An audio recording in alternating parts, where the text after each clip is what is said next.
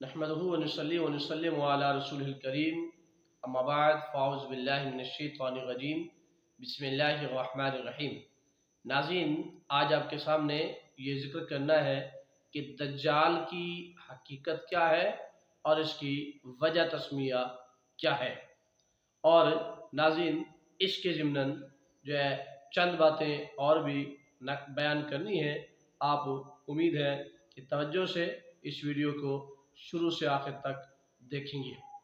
नाज़रीन, दज्जाल का जो लफ्ज़ है ये दजल से है, जिसके माना है छुपाना और ढांप लेना।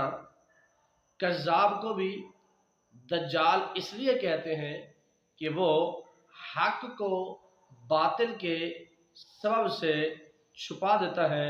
और दजल का एक माना फ़रेब भी है और तमाकारी भी है।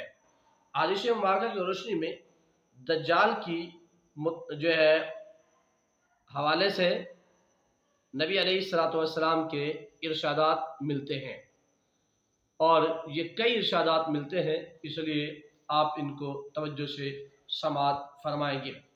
और आज के इस क्लिप में हम आपके सामने चंद इरशादात का जिक्र करेंगे।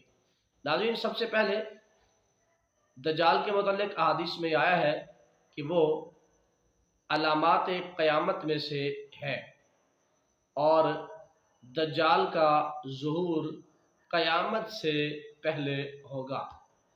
नंबर 3, ये शख्स काना होगा और इसकी कानी आँख अंगूर की तरह फूली हुई होगी। नंबर 4, इसकी दोनों आँखों के दरमियान काफ फे रे लिखा होगा, यानी अलग-अलग करके हरूफ तहज्जी के एतबार से लिखा होगा। नंबर 5, इसके साथ आग और पानी के दरिया होंगे और एक आदमी को कत्ल करके फिर जिंदा करेगा। नंबर 6, वो मशरिक़ की तरफ से नमूदार होगा। दज्जाल का लक़ब मसीह भी होगा, लेकिन वो मसीह दलालत यानी गुमराही का मसीह होगा, जबकि हज़रत ईसा अलैहिस्सलाम का लक़ब मसीह हिदायत है, यानी वो हिदायत की तरफ लाने वाले होंगे। नंबर 7, हज़रत ईसा अलैहिस्सलाम दज्जाल को कत्ल करेंगे।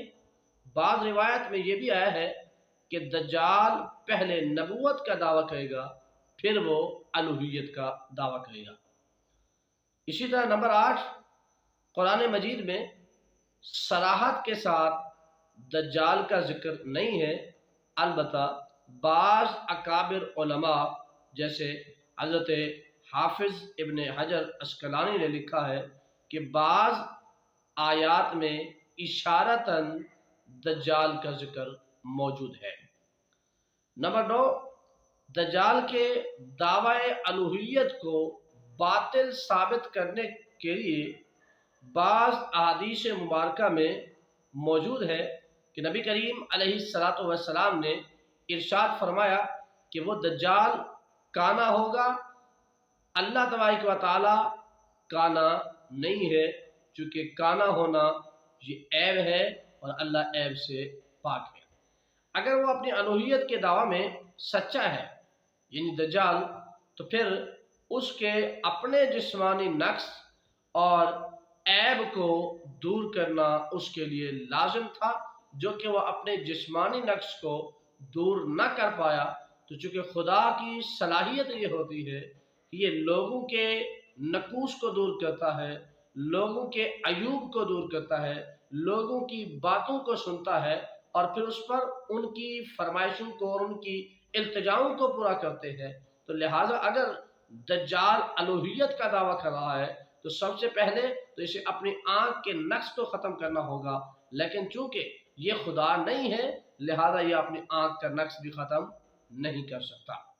नाज़रीन, खुलासा कलाम ये है कि दज्जाल का ज़ुहूर अहले ईमान की इब्तिला, आजमाइश और इम्तिहान के लिए होगा।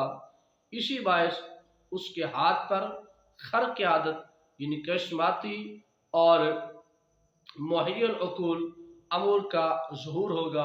ایسی ایسی باتیں وہ دکھائے گا جس پر عقل حیران ہو جائے گی، لوگ حیران ہو جائیں گے، سمجھیں گے یہ تو قدرت کے کرشمے ہوتے ہیں، حالانکہ ایسا نہیں ہوگا۔ اسی طرح نمبر 10، یہ احادیث کی تعداد کے اعتبار سے بیان کر رہا ہوں۔ احادیث مبارکہ میں یہ نہیں ہے کہ دجال کا ذکر سورہ کہف میں ہے، بلکہ یہ ہے کہ سورہ کہف کی ابتدائی 3 آیات یا ابتدائی 10 آیات یا آخری 10 آیات یا ہو سکے تو پوری سورہ کہف کی تلاوت کرتے رہا تو اس کی برکت سے اللہ تعالیٰ تمہیں فتنہ دجال سے محفوظ فرمائے گا۔